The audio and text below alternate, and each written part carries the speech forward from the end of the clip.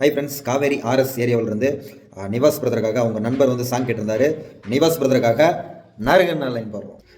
ஊரு ஐயோ காவேரி அரசு பாரு, ஐயோ நிவாஸ் தான் பேரு, நீ கதைய கேளுப்பா. கபடி ஐயோ ஆட்டத்துல தான் கேடி, ஒரு கானாவத்தான் பாடி, நான் கதைய சொல்றேன்ப்பா.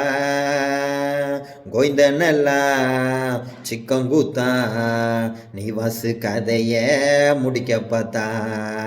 ஃபைனலில் ரைடிங் போய் கோய்ந்தன நிவாசு பொழந்து விட்டான்.